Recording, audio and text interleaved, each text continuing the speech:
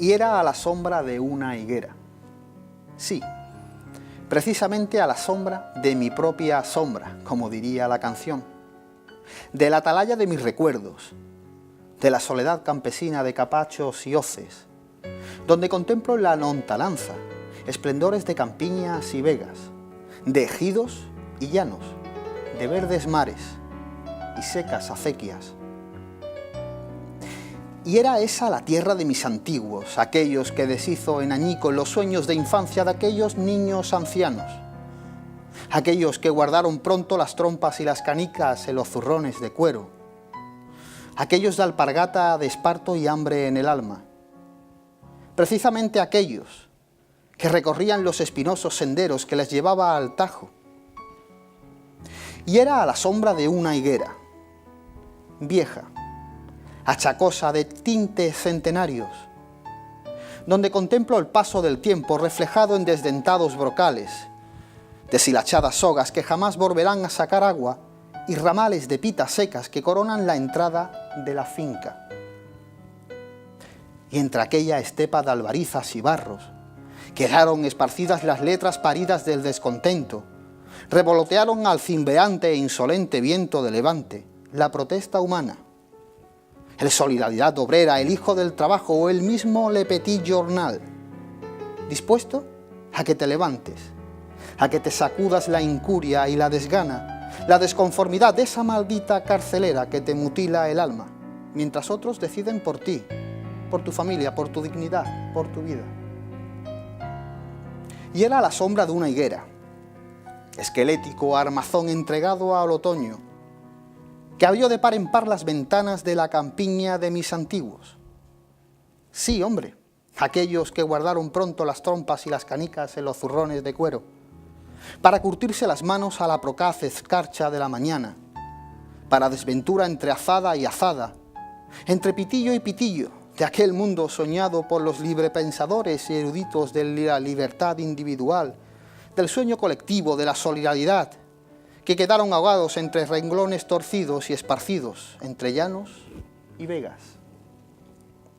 Y era a la sombra de una higuera, ausente ya de jornadas labriegas, cansada de ocasos y auroras de fuego y lejos de cuentas en papeles de estraza, de mano alzada en plazas y zocos, ante la mirada del capital, siempre inmisericorde y codicioso de sudores ajenos, de pellejos de vino, de latas de sardina, de remiendos de esparto, de ramas de acigutre, de esas que cicatrizan las heridas del alma. Porque era la sombra de una higuera, despechada ya de gritos ahogados y sin sabores, donde recompusimos nuevamente los pedazos de aquella lucha, donde volvimos a curtirnos culturalmente para que nadie nos callase la boca, donde volvimos a coser antiguas heridas bajo el calor latente de los iguales, aquel del que fue don Francois Noël Babeuf y sus amigos, que ya gritaron en el siglo de la Ilustración su derecho humano a la resistencia y a una vida mejor. Y fue precisamente a la sombra de una higuera, donde le di sentido a aquella frase de Carl Sagan: el primer pecado de la humanidad es la fe, la primera virtud, la duda. Buenas noches a todos, mi nombre y quien os habla, Rafael Montaño García. Bienvenidos a Café de Levante. Hoy nuevamente un Café de Levante cargado de muy buena literatura, de literatura sanluqueña, de una literatura cargada de costumbrismo, de tipismo, de efemérides. Y para eso se encuentra con nosotros don José Luis Rangel. Amigo José Luis, gracias por acercarte a nuestro rinconcito. Gracias, Café de Levante. Rafael, por echar un rato de literatura contigo y con nuestros telespectadores, claro. Amigo José Luis, bueno, tienes ya una serie de libros que has sacado durante todos estos años de buena pluma y buena literatura, donde desmenuzas la idiosincrasia verdaderamente del sanluqueño. Pero esto comienza, José Luis, en los años 70, ¿verdad? Ya en los años 70 compagina tu trabajo con la literatura. Cuéntame un poquito cómo se desarrolla esos comienzos. Bueno, en realidad es que yo siempre he tenido una inquietud natural por la literatura. Porque si tú me dices que comencé en los años 70, realmente hice alguna cosa escrita ya, efectivamente en los años 70, concretamente en el 72, que fue aquel pequeño premio que obtuve en un concurso de radio, que fue precisamente sobre se requería una definición del amor. Y yo que también he sido un poco filósofo, me ha gustado siempre mucho el pensamiento, pues puse en el papel mi propia idea de lo que era el amor y tal y cual. Pero los comienzos pues, han sido de siempre, yo siempre he sentido, y he sentido también mucha curiosidad por las anécdotas y por ese tipo de cosas nuestras, porque, como dijo alguien, una anécdota vale por un volumen de literatura. En el sentido que tú lees una anécdota, la interpretas, la analizas y observas que en ella hay una idiosincrasia del individuo, hay una connotación social del momento, hay unas inquietudes sociales. En una anécdota, si la lees bien, te das cuenta de que es todo un entorno. Y aprendiste a desmenuzar cada anécdota que te contaste precisamente basándote en esa idiosincrasia, en ese tipismo, en ese costumbrismo de sanluqueño y por supuesto en la época que se estaba contando, ¿verdad? Claro, en el momento, yo estas anécdotas las he ido coleccionando, lo mismo que hay personas que coleccionan mecheros, coleccionan fotografías de futbolistas o todo lo que tú quieras, todo es coleccionable, pues a mí me ha gustado coleccionar anécdotas. En un tiempo pues las tuve en la mente, las refería, las que le escuchaba a mi padre o las que le escuchaba a la gente que iba por el taller o a la gente que frecuentaba las tabernas en cualquier entorno en el que me he movido.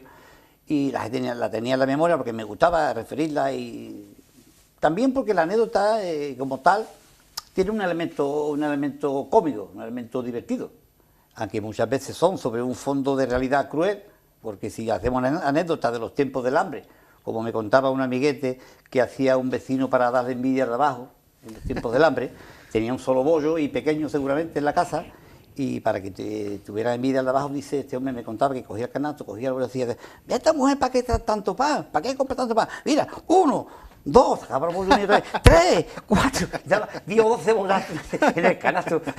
Es cruel, el motivo es cruel, pero te tienes que reír. Hombre, es cruel en el contexto de ese momento, pero bueno, te lo cuentan ahora y tiene... Sí, no hace uno, no es que haga uno mofa, o haga frivolidad sobre cosas lamentables.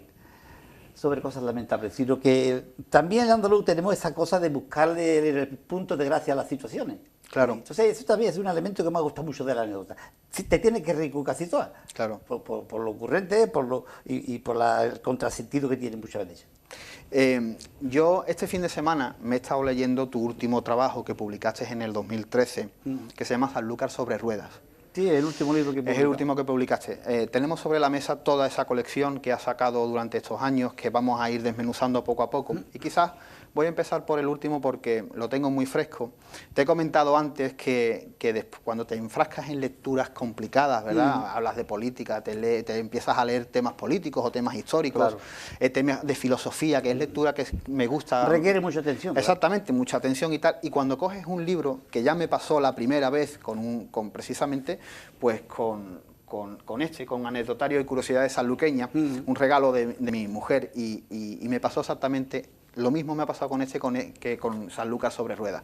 Dejas esa lectura quizás engorrosa y enfangosa y te embarcas en eso y me he reído. Sí, sí. De verdad, José Luis, he disfrutado muchísimo con el de Sanlúcar sobre ruedas. Lo celebro.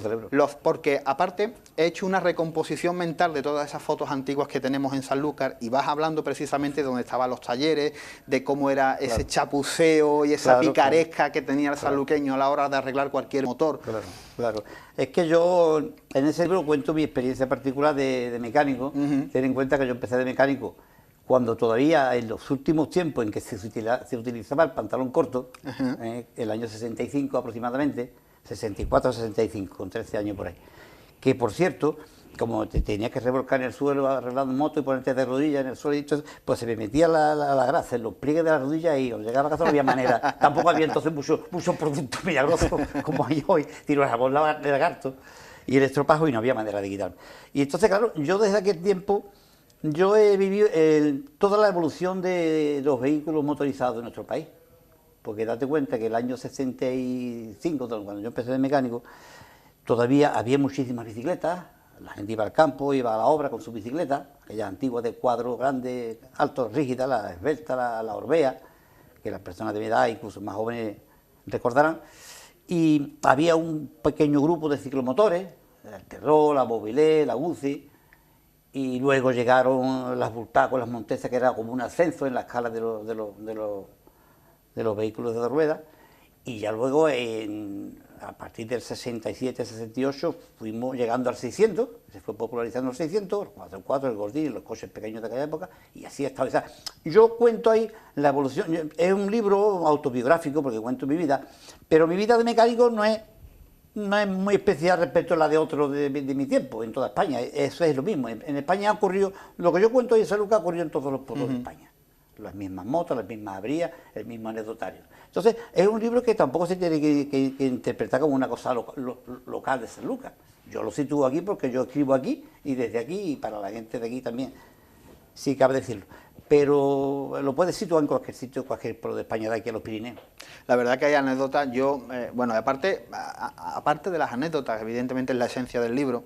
Sí es verdad que tiene un gran glosario de las personalidades del Sanlúcar de los años 60, de los años 70. Entonces es bonito recordar, ¿no? Por ejemplo, el taller, lo último que estuve leyendo, lo del taller del Pringue, ¿no? Y esa manera tan que tenía de vender las motos Peugeot, que en su momento no tenían muy buena salida. Sí, un jefe que yo tuve, que era muy ocurrente, era muy divertido. Y bueno, todo eso evidentemente queda dentro de ese crisol imaginario de la Sanlúcar de aquel tiempo, que rescatas, y yo creo que todo el mundo que haya conocido esa época, bien de Sagal, de pequeño, de chavalillo, o bien de allá de más mayor, estos libros le harán reír seguro porque conocerán todos esos personajes. Y se tiene que sentir identificado en ese libro, porque claro, yo en ese libro ten en cuenta que existe lo menos 100 personajes sanluqueños. O sea, cualquier persona que no lo sospecha está en el libro, porque en aquel tiempo tenía una Bultaco y frecuentaba mi taller, y el taller donde yo trabajaba y yo se la reparaba. El otro porque yo, como me gustaban tanto las motos y las tenía todas en la cabeza y conocía la que tenía fulanito, la que tenía cetanito, pues el otro igual, y ahí está, y hay medio San Lucas en el libro, porque todo, el que no tenía un terror tenía una movilidad, el que no tenía una Bultaco. Y yo conocí muchísimas personas en aquel tiempo. José Luis, porque desde pequeño esa pasión enorme por los motores, y eso te ha llevado a conocer, como bien explica en el libro, a todo el abanico automovilístico que ha pasado por nuestras calles desde los años 50, años 60, pues hasta el 2016, ¿verdad? Claro, claro. Y después los coches, que entonces permanecía mucho tiempo el mismo modelo en el mercado. Sí, eso me llamó mucho la atención, ¿verdad? Tenía una edad, digamos, en la que ya podía adquirir una personalidad. Entonces, y cada coche tenía digamos, un apodo que se le ponía, un mote que se le ponía, como le hemos pasado con el Renault Gordini, que era muy peligroso porque era un coche muy estrecho con motor trasero y muy dado a salir a hacer el trompo. Y entonces, pues, más de uno le costó la vida el Gordini y llegar a poner el Viuda. Claro. Al 2 americano grande, que era el coche más ostentoso que había en los 70, pues también la gente, con esa intuición que tiene la gente, esa picaresca, esa facilidad para hacer metáforas y eso, también sacar un significado a cada letra. Y a cada coche y a cada moto le sacaba una historia y una... Porque claro, te he dicho antes, permanecía mucho tiempo en el mercado tal cual era. Hoy en día tú sabes un coche a los 5, 6 años o 7 fuera, le cambia los pilotos, le cambia toda la estructura y ya es otro. Claro. Para que quede antiguo el anterior y se venda el nuevo. Es que era otra filosofía de vida. Y José Luis, mezclas la mecánica con la literatura. Evidentemente tus dos grandes pasiones, imagino, bueno, por lo menos las que yo puedo conocer, y lo mezclas en Sanlúcar sobre ruedas, que me imagino, si no me equivoco, que puede ser el gran libro, ¿no?, de tu colección, de tu vida, donde huercas todo. Sí, es un libro que a mí, yo tenía muchas ganas de hacerlo. Incluso mi mujer me comentaba, pues, te vas a poner ahora con eso, ya habrá tiempo y tal, igual, y no es el momento, en fin, a las cosas que se habla cuando uno piensa de echar un libro a la calle, ¿no? Pero yo tenía mucha ilusión hacerlo porque, verás, tú sabes que hay una edad en las personas en la que se queda más impresa en la mente para siempre, con sus venturas y con sus desventuras. Pero la edad de muchacho, adolescente, hasta que ya tú te pones los 20 y pico de años, esa edad es crucial. Y todo lo que ocurre en ese libro es ese tiempo. Cuando tú te vas haciendo muchacho, cuando tienes ganas de tener una moto, cuando tú conoces a la novia, cuando tú te vas iniciando en el trabajo, cuando quieres hacer experiencia y si tú tienes un proyecto de vida o de profesión, lo vas fraguando. Y todo eso ocurre en ese periodo. Y entonces, por esa circunstancia, tiene yo ese libro mucho interés y me siento muy a gusto de haberlo escrito. Okay. Y bueno, es el último trabajo, lo publicas en 2013, me imagino que ya estarás embarcado en nuevas ideas y nuevos proyectos. Yo, mientras que me estabas contando, yo sinceramente te comenté que, por ejemplo, en el libro de bueno, en anécdotas y curiosidades sanluqueñas, yo sinceramente me reí muchísimo. Sanlúcar está llena de personajes, ¿verdad? Y de personalidades que nos han dejado una estela de esos, esas anécdotas, ¿no?, que has ido recopilando. Yo particularmente tengo una muy graciosa de este libro que me gustó, fue cuando don Manuel Barbadillo, ¿no?, venía andando por la calle, por donde tenía su bodega, que me imagino que sería la calle de Luis Aguilar, por donde te referías en la anécdota, y escuchaba dentro, y cuando entra se escuchan los martillazos y no lo dejan hablar, y dice, yo vengo desde fuera y no se escucha nada, y cuando entra en la bodega empieza a dar martillazos, ¿queréis estar quieto?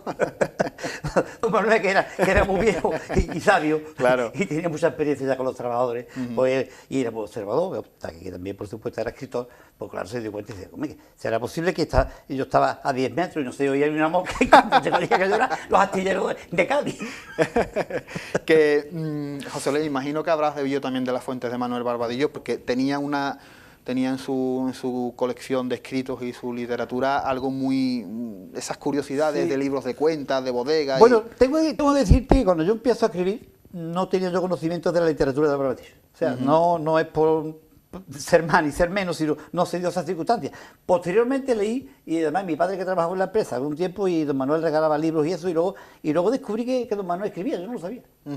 Hasta los 80 y pico. Sí. Pero en realidad, Rafael, toda la materia que yo vuelco en mis libros es exclusivo de parte que me contaba mi padre y mi madre algunas cosas de su época, y parte de la taberna que yo siempre he frecuentado, que me ha gustado mucho el charloteo y las personas mayores, que son las que te pueden contar cosas, y de la gente que frecuentaba el taller, sobre todo en ese tiempo que yo cito ahí en mi último libro. De ahí viene casi todo.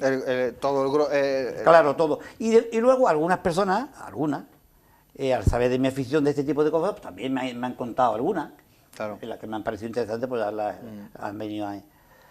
han venido a parar a los libros. ¿Cuál fue el primer trabajo que sacaste, que publicaste, José Luis? El primer trabajo que publiqué, que no puede ser más anecdótico, fue una anécdota que aconteció en la empresa de García Monge, ya desaparecida, empresa bodeguera, como tú tenías noticias, y que mi padre también en su tiempo trabajó en esa empresa, y esa anécdota generó incluso una frase que todavía se dice, pero claro, el 99% de los que la profieren no sabe su significado ni su origen. De camino como los García. Exacto, yo me estoy riendo porque he leído el libro y sé por dónde vas, y es muy simpático. Y lo voy a referir porque a alguna gente que nos está viendo, que nos está escuchando, pues le dará curiosidad de saber de dónde viene. Porque incluso en mi taller, cuando hay algún cliente que lo ha dicho, de camino como los García, digo, ¿tú sabes por qué se dice eso?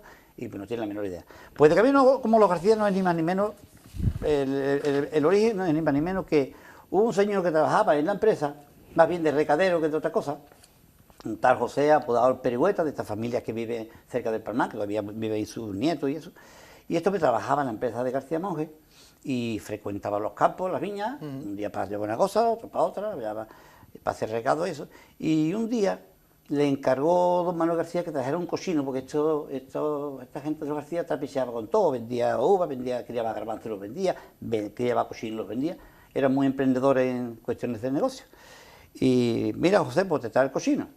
Este hombre trajo el cochino desde una de las fincas que está por ahí en la carretera de Munive, cerca de Torrebreva, trajo el cochino hasta San Lucas, con lo que eso supone, de que un cochino, tú sabes lo terco que es, que tira para un lado, tira para otro, es una trabajera enorme. Es una trabajera de mucho cuidado. Cuando llegó a San Lucas, aquí está el cocinado. Allí en la plaza, un sitio, una taberna de la Perla, creo que era, donde se reunían allí los patronos y esas personas. Y entonces, toma, José, le dio una propina, unas monedas. Y entonces el tal se fue, y cuando miró, le pareció irrisoria la cantidad que le había dado, y dice, toma, para el cochino, ya está el cochino otra vez en el maestro. Cogió el cochino y lo devolvió a su sitio de origen. Bueno, no me digas que la cosa no tiene carácter y punto no. Hombre, orgullo tenía, ¿eh? Orgullo tenía, orgullo y llevó tenía. el cochino otra vez a su sitio. Y de ahí de camino. Hablando de los García, de García Monge, también hay una anécdota que precisamente cuando yo leí el libro me reí mucho, lo comentamos en la familia, que estaba yo aquel día con mi familia comiendo en un campo, y estaba yo leyéndome, y fue cuando organizan esa fiesta flamenca en la bodega. Ah, sí, también es muy curioso. Pues si puedes, cuéntame esa anécdota para que los amigos de Café de Levante la oigan. Tengo que decir que en torno a los García había muchas anécdotas de ese tipo, porque era un tiempo, como te he dicho antes, muy particular, la gente era muy particular, y también estos empresarios García Miguel tenían una manera de trabajar y de organizarse muy poco, digamos, muy poco ortodoxa, ¿no? Y eso daba origen a muchas series a muchas anécdotas, muchas cosas de ese tipo. Pues eso fue que terminaron, era costumbre por lo visto entre los bodegueros, cuando acababa la vendimia, pues hacer una fiesta y tal, se había desarrollado la cosecha bien, se había cogido, se había hecho el mosto y era motivo de celebración. Y pues en esta ocasión los García trajeron un cuadro flamenco de Utrera, unos gitanos que tocaban la guitarra, bailaban y todo ese tipo de historias. Bueno, pues ahí pusieron la bodega a bailar, se pusieron a cantar, a beber vino como es lo propio, y ya a las 3 o las 4 de la mañana todo el mundo medio borracho y todo el mundo cansado, o sea que ya ni las bailarinas tenían ganas de bailar. La jefa del cuadro flamenco, una gitana con sus buenas argollas, dice: don Manuel, ya es muy tarde ya, y ahora ya no hay camión por Utrera. Dice, don Manuel dice a Sofe, que estaba en una silla, y me dice Renque, hace: Pepe, lleva a estos señores a donde te diga. Y salieron. Y ahí quedó la cosa. Y a las 2 semanas, escucho suena el teléfono en casa de don Manuel, y ¿quién es? Don Manuel, soy yo, José, el Sofe. Chiquillo, lleva 2 semanas sin aparecer por San Lucas, el Sofe, desde que salió callándose con los gitanos. Chiquillo, pero ¿tú dónde estás? ¿Qué es eso? Dice: don Manuel, que como usted le dijo ahorita que lo llevara donde quisiera, me han hecho venir a Barcelona a ver una tía que no había desde la guerra. Y no tengo para gasolina. Y entonces, fíjate, eso... No, sí, Águila Zahero, a mí me la contó así, sí, Águila Zahero, bueno, pero algo parecido. Tío. Algo parecido tuvo que pasar, porque cuando el río suena, agua lleva. Algo no me cierto. Y Luis Galo también tiene esa astucia, ¿sabes? Claro, Me han dicho donde quiera, pues ahora voy a aprovechar yo. Y Y ese fue tu primer libro publicado, ¿no? Que fue esa anécdota curiosidad de Esa San anécdota Lucas. suelta, yo me gustaba bien eso, yo pensaba que también podía tener interés para la gente de San Lucas de leerla y recrearla, porque como también hemos vivido, que también tengo que contarlo, un momento sociopolítico muy importante, de un cambio muy radical en nuestro país. Hablamos de un tiempo, de un entorno muy concreto del franquismo, con todo lo que eso conlleva, con esa vida tranquila, ralentizada, a pasar a una democracia, a unas libertades, a una vida mucho más trepidante, mucho más una vida totalmente diferente. Entonces, pues yo pensaba que, dado ese cambio tan radical y en tan poco tiempo, sería interesante para muchas personas recordar aquello y que quedara fijado en el papel para tenerlo ahí, ¿no? Claro. Porque tampoco a otras personas no han echado mucha cuenta a este tipo de cosas. Don Manuel Barbadillo escribió, pero yo no conozco otras. Y ese fue el interés que yo le vi a esto de... No, hombre, ese anecdotario saluqueño es un tesoro. Yo creo que es guardar historia. Totalmente, o sea, hay historiadores que desenvuelven los papeles antiguos, desenvuelven los archivos y sacan la historia social, industrial de una cierta época. Exacto. Y es totalmente, queda muy bien, pues sacamos la historia, pero esto forma parte también de esa idiosincrasia del sanluqueño, que ha ido pasando por generación en generación. Eso es, Rafael, yo le llamaría, es antropología. Totalmente. Es antropología. Totalmente. Cómo son la gente, cómo son el entorno y las cosas. Y cómo hemos cambiado, ¿verdad? Y cómo hemos cambiado. Pues amigo José Luis, vamos a hacer unos momentos a publicidad y seguimos hablando de anécdotas y desglosando y desmenuzando un poquito toda tu bibliografía. Muy bien. Amigos de Costa Noroeste, volvemos en unos momentitos a Café de Levante con nuestro amigo José Luis.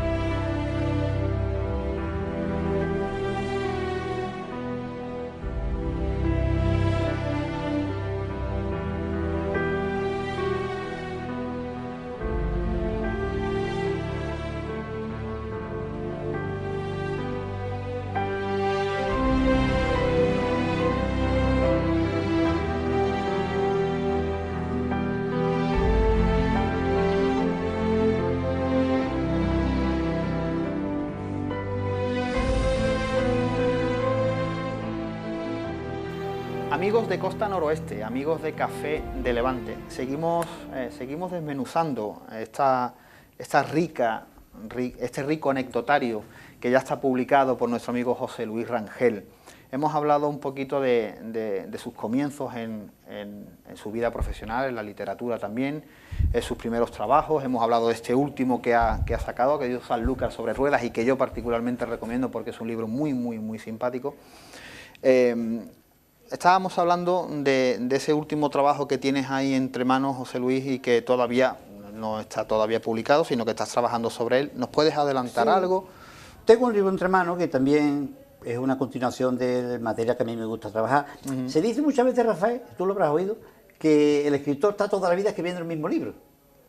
Sí, o sea, en varios volúmenes, ¿verdad? Parece que te concentras en una cosa y ocurre mucho. Hay un otro que yo leo bastante y lo recomiendo, que es muy divertido, que es Luis Landero, de Juegos de la Edad Tardía, y yo he leído 4 o 5 libros de él. Casi siempre es una continuación de las mismas, variando la situación y el momento. El contexto, claro. Es casi siempre el mismo libro, pero gusta leerlo, si te gusta el autor, te gusta lo que cuenta. Pues ese libro que tú me acabas de mencionar, que lo tengo entre manos y está casi acabado, va también en línea con el anecdotario y la cultura popular sanluqueña. Y el título ya lo tengo casi decidido, que va a ser Los topógrafos. Y te cuento por qué se van a llamar Los topógrafos.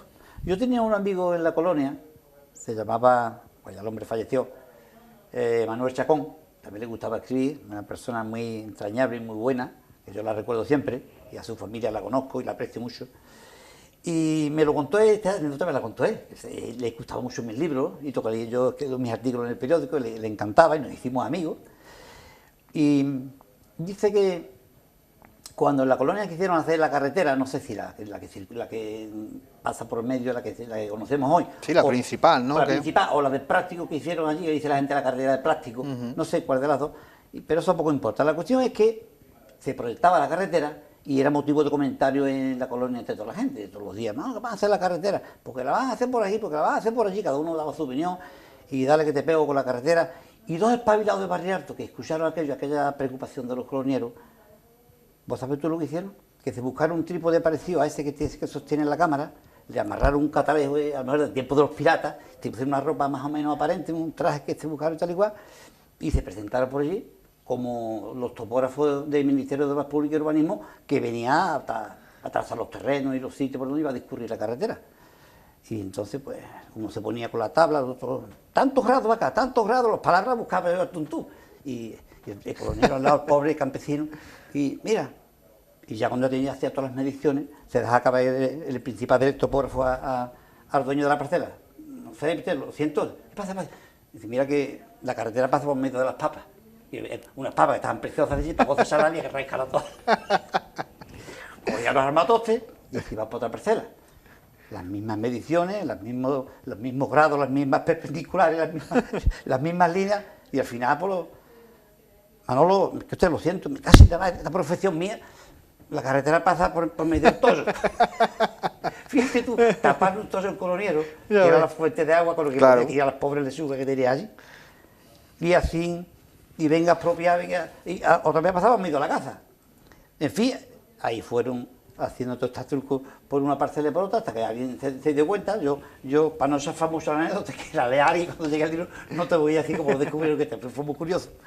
Y por poco no ocurre lo cuando no morían a los 2 topógrafos, que se lo merecía, porque tuvo sin dormir a los colonieros poco de tiempo. Fíjate, pero bueno, la verdad que coleccionar todas esas anécdotas, y no quiero ser repetitivo, pero a mí me parece delicioso, sinceramente. Además, la lectura, pasa una cosa con la lectura, Rafael. La lectura es una gran cosa. En el libro está todo, se ha dicho ya hasta la saciedad.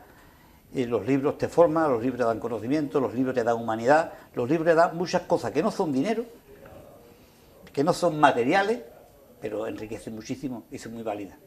Sobre todo para vivir en sociedad, vivir con las personas. Y si encima la lectura de un libro denso, de un libro de filosofía, de un libro que cuesta y que hay que digerir poco a poco y que releer, si tú coges una lectura desenfadada, sencilla y con historias breves. Yo soy un forofo de los libros de relatos cortos, las novelas cortas de 100 páginas, 100 y pico, que tú no tengas que estar en un tocho así, claro, y tú lo asimilas, no te pierdes, que tú sabes, los libros tienes que volver atrás porque ya has perdido el hilo. Hay novelas que incluso el mismo autor empieza a entremezclar cosas que resultan muy enfangosas y engorrosas de leer. Entonces de ahí que este tipo de libro es un refresco para el que le gusta. Sí, totalmente. Es un soplo de aire fresco. A mí me pasó con anécdotas y curiosidades sanluqueñas, me está pasando con Sanlúcar sobre ruedas, y no he leído todos tus libros, pero intentaré hacerme con todos y leerlo todo porque me parecen magníficos. El ingeniero también es una historia que ocurrió en Sanlúcar súper interesante. Hablamos un poquito del ingeniero. ¿Es un libro que publicas en qué año aproximadamente? El ingeniero tendrá 4 o 5 años en la calle, calculo yo, ya no me acuerdo. Es una historia... Es un relato novelado, ¿no? ¿O es la anécdota en sí? El ingeniero es una anécdota, si seguimos porque fue anecdótico lo que ocurrió, pero fue un hecho real. Un hecho real ocurrido en Sanlúcar y que lo has transformado en un libro. Y como esa anécdota, digamos, esa pequeña historia me gustaba tanto que yo quería sacarle más partido y no contarla en un folio. Ajá. Entonces la fui conservando hasta convertirla en lo que es mi primera novela corta. Y está basada en lo siguiente. El año 72, creo que fue, 72 por ahí, un buen día se presenta un señor en el bar El Marino, esto que te estoy contando es real. Yo en la novela le añado cosas que me vienen oportunas y claro, tú tienes que novelar.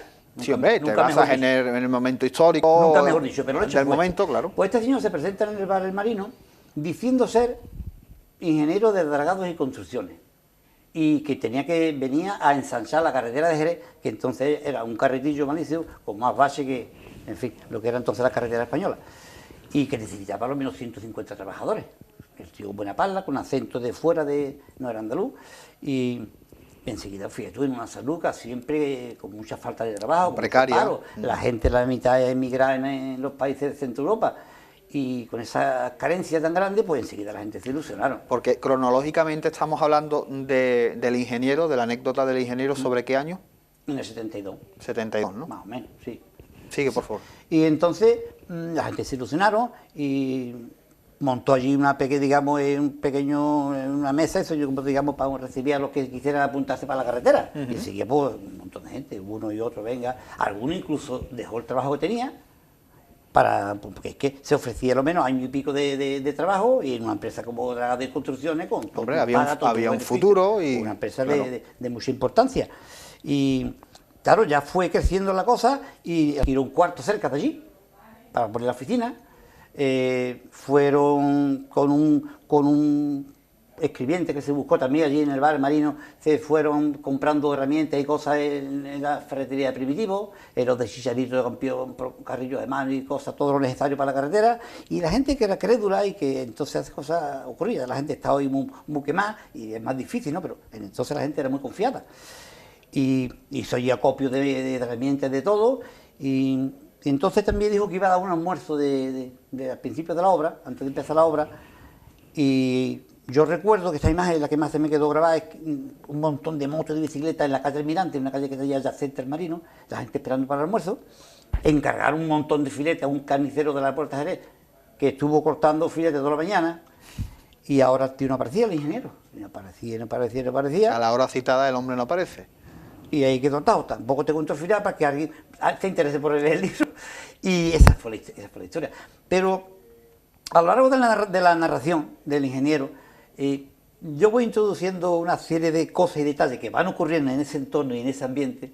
El que llega, el que se me tiene que colocar, la mujer que quiere llevar al hijo que está parado, que a veces, y todas esas cosas, y te refleja un entorno. Claro. Y la picaresca del compadre. Exactamente, a mí es lo que hablábamos en la primera parte del programa, cuando hablábamos de Sanlúcar sobre ruedas, y vas desmenuzando esos talleres precarios con 4 herramientas, y esos trabajadores nada cualificados que lo que tienen es que buscarse la vida con esa picaresca. Claro, y no solo es la anécdota en sí de lo que puede pasar con el cliente, la moto y el trabajador, sino con todo lo el entorno en sí. En todos los sentidos. Entonces te hace una visión muy certera y real de ese momento, ¿verdad? Claro, por eso, y vuelvo a repetirte, Rafael, que una anécdota vale por un volumen de literatura. Te está reflejando un mundo entero. Pero además que es verdad. Completo. Yo como los de mi época, que nos hicimos mecánicos, pues yo me hice mecánico a base de estropear cosas. Claro. Ni más ni menos. Pero claro, tú sabes que la experiencia da muchísimo conocimiento. Claro que sí. muchos años haciendo lo mismo, vas conociendo, vas aprendiendo. Bueno, yo particularmente también me ha gustado, como me ha gustado siempre mucho leer, he leído mucho sobre mecánica y siempre pues... Hombre, tienes una base... Con lo que vas leyendo. Exactamente, tienes una base ya más formada, claro. Creo que más o menos me he podido cualificar como medio mecánico. Tenemos también otros trabajos como Antigüedades sanluqueñas, que es este libro que está aquí. ¿Qué podemos encontrar en Antigüedades sanluqueñas? Pues Antigüedades sanluqueñas fue digamos, un continuar lo que ya había iniciado yo con el primer libro mío, que fue de anécdotas y curiosidades sanluqueñas en la primera edición. Un continuar porque, claro, me fueron llegando más cosas, este libro salió muy bien, la gente le hizo una muy buena acogida y se agotó muy rápido, y entonces pues más material que me vino saliendo de ese tipo, pues hice el segundo libro, que es Antigüedades sanluqueñas. Y ya pues digo, pues voy a completar la trilogía, que la completé con El reloj intruso. A eso íbamos ahora. La tercera, o sea, el tercer volumen de esta... de anécdotas y curiosidades. Es El reloj intruso. Hablamos exactamente de lo mismo, tipismo, costumbrismo. Sí, hablamos de la Sanlúcar de otro tiempo, es anecdotario, colectivo, social. Claro, en estos libros también, Rafael, hay anécdotas que pudieron darse, que te digo yo, hace un siglo. Por ejemplo, te citaré ahora la del reloj intruso, la que le da el título al libro, que fue muy antigua, pero siempre todo en ese entorno, lo que fue España, desde que tenemos memoria, digamos, bueno, desde el siglo pasado o por ahí, hasta que llegó la democracia. Entonces, esa anécdota del reloj, que te la cuento más o menos, que fue motivada porque hubo un tiempo en el que un reloj no lo tenía cualquiera.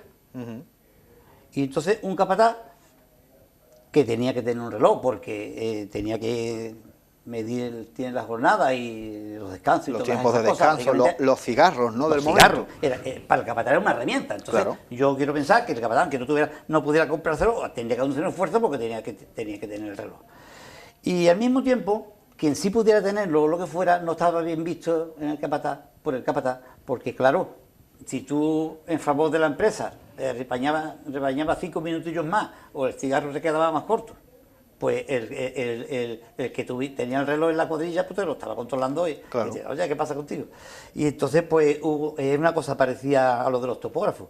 Un día el capataz vio que uno de la cuadrilla le decía al otro cuando ya decía, vamos a fumar cigarro, decía, Pepe, se ha colado en 2 minutos. Y lo decía para que el capataz lo recogiera. Y eso, terminaba por la tarde. Y yo, se ha colado en 4 minutos, así mirando el reloj, que tú sabes, entonces era con una cadenita y se llevaba en la faja. De cadena, de bolsillo. Con un bolsillito. Y ya el capataz se dio cuenta. Y ya por la tarde, cuando terminó la jornada, le dice el capataz, compadre del reloj, dice, Manolo, ven acá, mira que ya tú mañana no vienes, ya para terminar. Tenía como un cabecillo envenenando la cuadrilla. Y el otro dice, ay, es por lo de reloj, ¿no? Pues toma, y era un casoteja que la había recortado. No me digas tú que no es, también para reírse. Claro, pero por supuesto que sí, es que... Era un casoteja. Es que y al mismo tiempo, dices tú, hay que ver qué cosa de capataz tiene el reloj, el otro controlando, es un entorno de lo más divertido. José Luis, ¿te sigue sorprendiendo el sanluqueño del siglo XXI? El sanluqueño del siglo XXI ya somos todos iguales, Rafael, ya somos todos estándar. Sí, pero las nuevas generaciones, tú has conocido otras generaciones diferentes. Las nuevas generaciones, no sé... Siempre hay en todas las generaciones, en todos los momentos de la historia, tú lo habrás escuchado a través de tus padres, de tus abuelos, siempre hay una crítica a la juventud, porque la juventud de ahora es así, es asá. La juventud de ahora tiene muchas maneras, se le ofrecen muchas cosas, tiene muchas ganas de divertirse, pero muchos tienen la confusión de que hay muchas cosas para divertirte, hay muchas cosas para vivir bien, pero tú podrás tener las que puedas tener. Y la mayoría seguramente no las podrás tener. Y entonces pues hay comportamientos que son totalmente ilógicos y nefastos para ellos mismos y para el entorno de la familia, para la pareja y para todo. Porque, aparte, insisto, yo no voy a generalizar, nadie puede generalizar en ningún momento de nadie, no digo toda la juventud de esta manera o es de aquella, pero abunda mucho este tipo de personas, de chavales que están tan desorientados y van mal. Luego, respecto de la manera de ser de la gente, del carácter, de que, pues ha variado mucho del tiempo en el que yo escribo estas cosas, ahora ha variado mucho, porque ten en cuenta, en un momento histórico en el que la gente no entiende de política, ni sabe de política, ni habla de política, porque es que además estaba expresamente prohibido por el régimen. Y la gente, las inquietudes son muy diferentes, la gente es más sencilla, la gente habla del trabajo, tiene orgullo el que ha hecho mucha labor en el campo, era un orgullo contarlo, y ahora el orgullo es decir, te has podido caquear. Entonces, no tiene nada que ver la gente de aquel tiempo con la de ahora. Los personajes pintorescos que se retratan aquí, y esa ocurrencia que tenía, ese avispamiento, esas cosas, ya cada vez se producen menos, la gente cada vez menos divertida, la gente está cada vez más cabreada. La gente habla menos cada vez, ¿no? ¿Verdad? Si te das cuenta en las reuniones es el móvil el que perdura. La gente habla poco porque está con el móvil, la gente sí habla del Marca y habla de fútbol o habla de otra serie de cosas insustanciales. Y claro, el tono que hay es un tono bastante más aburrido que había en esa época. Yo, sinceramente, sigo acordándome de anécdotas, de verdad, porque es una tras otra y son muy simpáticas. Se me ha venido a la cabeza la de la pajita con la bota, cuando se quitaban los tapones, el pito, y metían el pito y se bebían el amontillado, se bebían el agua, el oloroso, la manzanilla, se lo bebían todo, y cuando iban los toneneros a arreglar la bota se encontraban todas las pajitas y todos los pitos dentro de la bota. Claro, eso lo cuento yo en La Canoa. En La Canoa. Que es un libro que se ocupa de un tema único que es los borrachos de Manzanilla. Y bueno, San Lucas siendo ciudad manzanillera y vitivinícola. Esto no lo conocí tú, Rafael, pero cuando yo era un chiquillo la gente también bebía más vino, bebía más, los trasteros se emborrachaban casi todos los días y ya la gente en la bodega algunos ni ponía más vino. Pero entonces, tanto la gente de la bodega como los que fuera de cualquier otro gremio, era muy frecuente, la borrachera era muy frecuente. Y tan frecuente y tan normal, digamos, que tú veías cualquiera tirar una cera, una casa puerta así, y las moscas revoloteando, y la gente, no, estás ahumado, déjalo. Déjalo, hombre. Hasta que se pasaba y se levantaba. Es una cosa normal. Claro. A mí, un hombre, me acuerdo de un cliente que tiene yo en el taller de Jaén, y eso le impactó mucho, que lleva muchos años aquí, también ya seguramente habrá fallecido porque era mayor. Y vio aquel cuadro y le pareció lamentable. Dice, la gente borracha por la calle. Claro, en Jaén hay poca viña en los pueblos. Claro. Pues bueno, ellos se lo perdieron, ¿no? Exactamente, pero sí es verdad, antes había más chascas, más, claro, y se ve más bodegas, más venta de vino, las personas mayores han consumido vino siempre. Y se veían esas borracheras graciosas en algunos casos, Claro, date cuenta tú también, volviendo a las diferencias de los tiempos unos con otros, que en aquella época cualquiera cogía un mostrador de lata y abría un cuarto y ponía una botella y hay una tienda, y ni un papel. Ahí no había sanidad, no había seguro autónomo, ahí no había nada. ¿Qué vendo? 3 vasos, por 3 vasos que he vendido. Hoy tú sabes que se requiere una serie de cosas para poner un negocio que no lo puedes soportar si no vende lo que tienes que vender. Bueno, me cuentas antes del éxito que había tenido Anécdotas y Curiosidades Sanluqueñas, que te obliga quizás a hacer una segunda edición donde la amplías o es el mismo... Bueno, cuando ese libro se agota rápidamente, pues yo veo que se vende y veo que se puede hacer otra edición, ya con un ánimo de lucro, porque esto la verdad que no es una cosa, yo vivo de mi trabajo, pero claro, si tú haces un libro que cuesta un dinero hacerlo, yo lo hago, claro, por supuesto. Yo lo escribo, yo lo edito, yo lo subvenciono, yo hago todo, pues qué menos que recuperar lo invertido. Por supuesto no que se sí. aspira a ganar, pero se aspira a no perder. Y este libro yo veo que se salía bien, la gente le gustaba y volví a hacer el segundo, ya mejorado y aumentado. Porque hay que decir también que entre ese libro primero y este segundo, yo avanzando en mi afición por la literatura y eso, también leí mucho sobre redacción, sobre el arte de escribir, leí a muchísimos autores y digamos que mejoré bastante de un libro a otro, mejoré bastante. Algunas cosas las suprimí, otras cosas las desarrollé mejor y las conté mejor, y añadí otras nuevas que también vinieron. Claro. Y este libro es un libro que se ve. ¿Qué tipo de literatura estás usando actualmente? ¿Qué te gusta, aparte de los relatos cortos que nos has comentado algo? ¿Cuáles son los libros que quizás han marcado tu vida, José Luis? Rafael, los escritores autodidactas son personas que han leído sin orden ni concierto, entonces tiene su parte negativa y su parte positiva, que es que has picoteado mucho de todo. Claro. Y has leído mucho de todo. Yo he leído mucho filosofía. Me ha gustado mucho leer filosofía porque, como soy una persona con inquietudes de saber, pues siempre he querido saber El cómo origen. es el ser humano, por qué, qué hace, cómo se comporta, cómo se puede mejorar. Y he leído bastante sobre eso, he leído a Bertrand Russell, me gustaba muchísimo, he leído mucho el libro suyo. Ahora estoy releyendo uno de que lo recomiendo, que es La conquista de la felicidad. Es un gran libro que te orienta para saber cómo tienes que comportarte en la vida, cómo tienes que organizarte. He leído novelas, he leído también muchísimas, sobre todo me gusta mucho la novela realista, novela de Delibes. He leído novelas de Luis Landero, he leído Saltado Francia, he leído Flaubert, Madame Bovary, un clásico que también lo recomiendo. He leído de Cela también bastante, de todo he leído, de todo. He leído también he leído ensayos, de todo, de todo, de todo.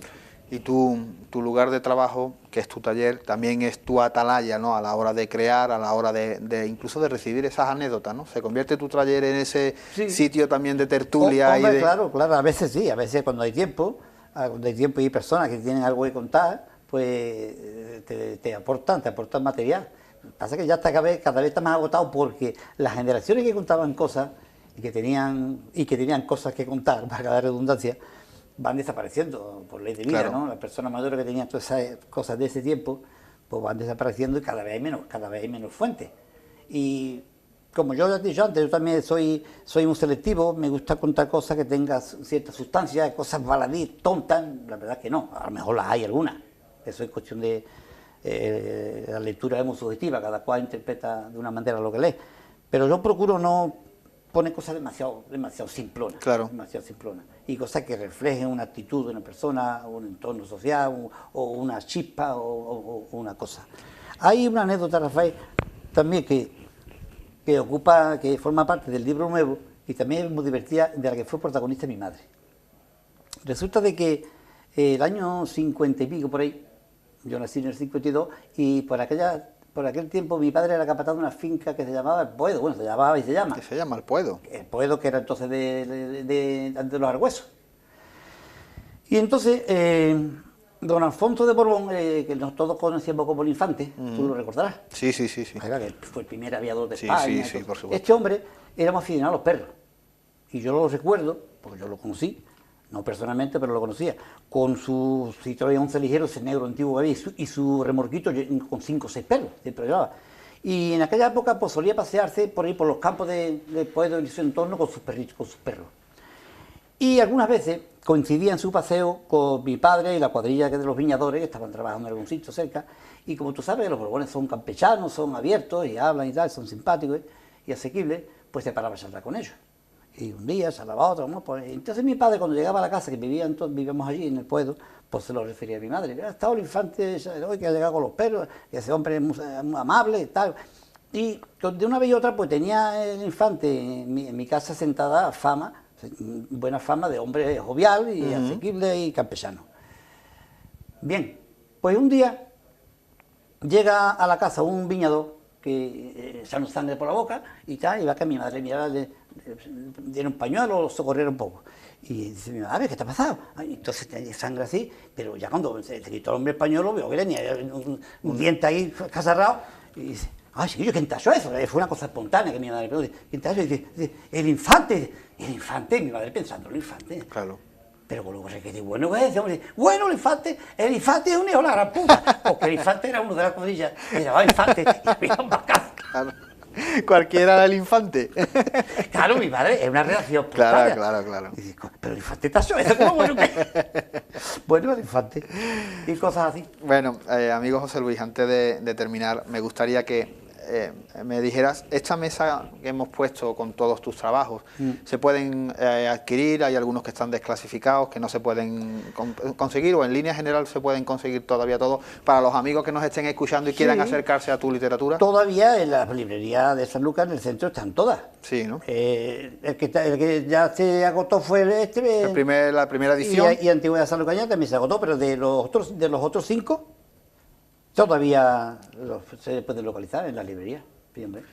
Pues entonces nos vamos a quedar con lo que nos ha contado y nos vamos a quedar también con ese libro que está en camino, que espero que tenga el mismo éxito que han tenido el resto. Y sinceramente, José Luis, ha sido un verdadero placer tenerte aquí porque Sí, yo me he reído mucho con tus trabajos, con tus libros, y a mí me han encantado. Me estoy leyendo Sí. San Lucas sobre ruedas, que es un libro ahora de para verano excelente, para reírte, desconectar un poquito de... Sí, para la todo. playa es muy recomendable. Sí, totalmente. Pues sí, Rafael, yo también te agradezco que me hayas citado aquí, estar un ratito charlando y darle a conocer a nuestros telespectadores pues esta literatura que la verdad merece la pena. Para que no quieran enfrascarse en grandes tosos y de eso, hay que dejarlo para el invierno. Y además muy recomendable, como tú dices, es sumamente recomendable. Sí, conozco una señora que es muy amiga de mi mujer, que vive aquí pero es del País Vasco, ¿sí? Y cada vez que me la encuentro por la calle, me dice: José Luis, El ingeniero es el mejor libro de picaresca que está escrito en España. Y ¿sabe qué hace? Cada vez que viene algún pariente o algo de allí, compra un ingeniero y se lo regala. Olé. Digo, era una lectora ejemplar. Bueno, Le gustó mucho. hablamos de la literatura picaresca en pleno siglo XXI, como puede ser El ingeniero, comparándolo con los grandes literatos que escribieron la picaresca del siglo de oro, tan famosa, ¿no? Con el Lazarillo de Tormes y etcétera, etcétera. Bueno, pues nos quedamos con lo que nos has contado y nos quedamos, por supuesto, con ese trabajo. José Luis, gracias por estar con nosotros. Gracias a ti, Rafael. Amigos de Café de Levante, nosotros volvemos para la siguiente semana con más amigos, con más invitados, con más literatura, con más poesía, con todo lo que nos llena el alma de vida, que es, bueno, pues que es todo este mundo de la cultura y de nuestro saber popular, ¿no? Como el que nos ha ofrecido hoy el amigo José Luis. Amigos de Café de Levante, os dejo con el rincón literario de manos de don Eduardo Domínguez Lobato. Buenas noches y que sean muy, muy felices.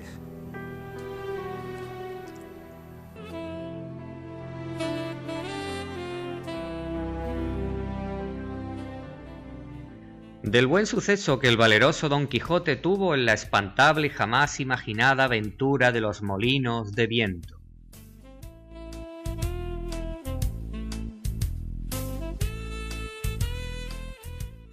En esto descubrieron 30 o 40 molinos de viento que hay en aquel campo, y así como Don Quijote los vio, dijo a su escudero: «La aventura va guiando nuestras cosas mejor de lo que acertáramos a desear, porque ¿ves allí, amigo Sancho Panza, donde se descubren 30 o pocos más desaforados gigantes con quien pienso hacer batalla y quitarles a todos las vidas, con cuyos despojos comenzaremos a enriquecer? Que esta es buena guerra, y es gran servicio de Dios quitar tan mala simiente de sobre la faz de la tierra».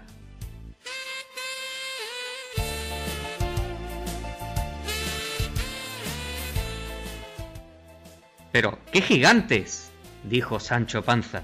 «Aquellos que allí ves», respondió su amo, «de los brazos largos, que los suelen tener algunos de casi 2 leguas».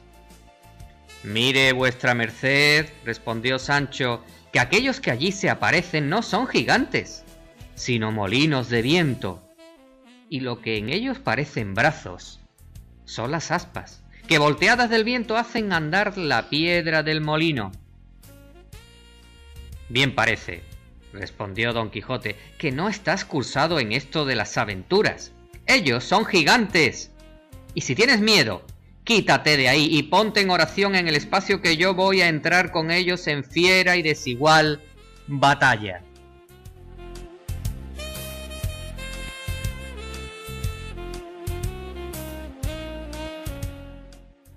Y diciendo esto, dio de espuelas a su caballo Rocinante sin atender a las voces que su escudero Sancho le daba, advirtiéndole que sin duda alguna eran molinos de viento y no gigantes aquellos que iba a acometer, pero él iba tan puesto que eran gigantes que ni oía las voces de su escudero Sancho ni echaba de ver, aunque estaba ya bien cerca lo que eran.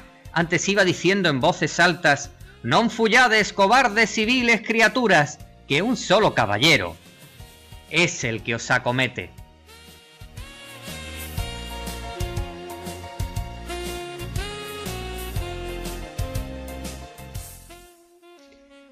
Levantóse en esto un poco de viento, y las grandes aspas comenzaron a moverse, lo cual, visto por Don Quijote, dijo: «Pues aunque mováis más brazos que los del gigante Briarreo, me lo habéis de pagar». Y en diciendo esto, y encomendándose de todo corazón a su señoría Dulcinea, pidiéndole que en tal trance le socorriese. Bien cubierto de su rodela, con la lanza en el ristre, arremetió a todo el galope de Rocinante y embistió con el primero molino que estaba delante. Y dándole una lanzada en el aspa, la volvió el viento con tanta furia que hizo la lanza pedazos, llevándose tras sí al caballero y al caballo, que fue rodando muy maltrecho por el campo. Acudió Sancho Panza a socorrerle, a todo el correr de su asno, y cuando llegó halló que no se podía menear. Tal fue el golpe que dio con él Rocinante.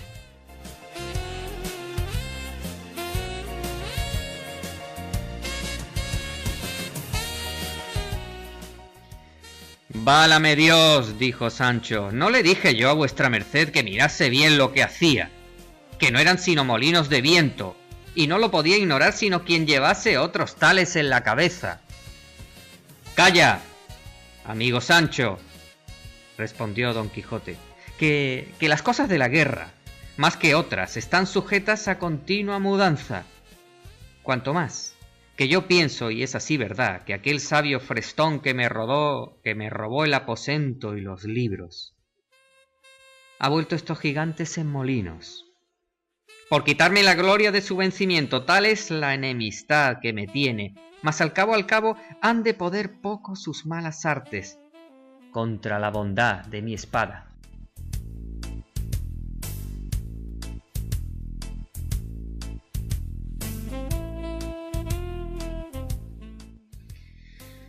Dios lo haga como puede, respondió Sancho Panza, y ayudándole a levantar, tornó a subir sobre Rocinante, que medio despaldado estaba, y hablando en la pasada aventura, siguieron el camino del Puerto Lápice, porque allí decía Don Quijote que no era posible dejar de hallarse muchas y diversas aventuras, por ser lugar muy pasajero, sino que iba muy pesaroso por haberle faltado la lanza, y diciéndoselo a su escudero, le dijo: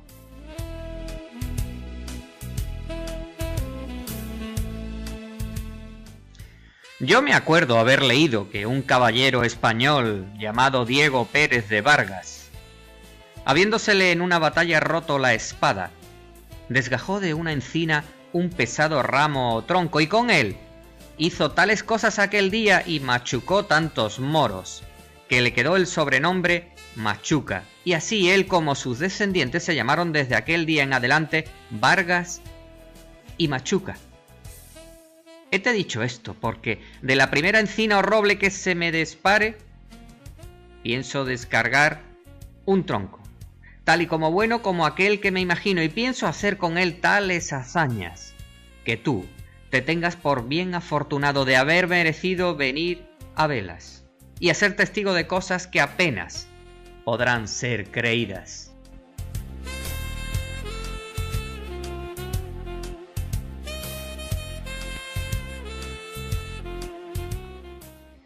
«A la mano de Dios», dijo Sancho, «yo lo creo todo, así como vuestra merced lo dice, pero enderécese un poco, que parece que va de medio lado y debe de ser del movimiento de la caída».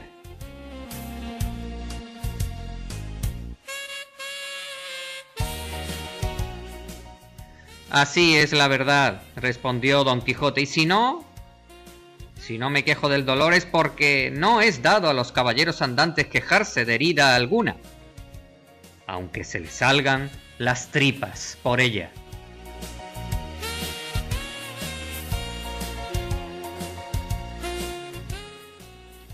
«Sí, eso es así, no tengo yo que replicar», respondió Sancho, «pero sabe Dios si yo me holgara que vuestra merced se quejara cuando alguna cosa le doliera.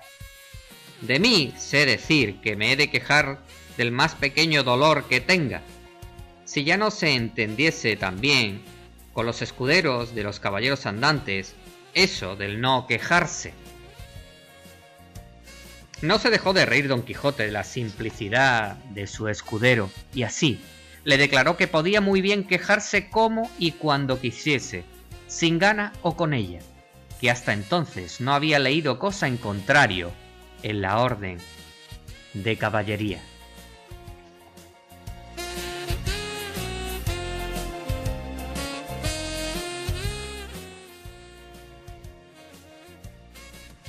un poquito ha sido de este capítulo del buen suceso que el valeroso Don Quijote tuvo en la espantable y jamás imaginada aventura de los molinos de viento.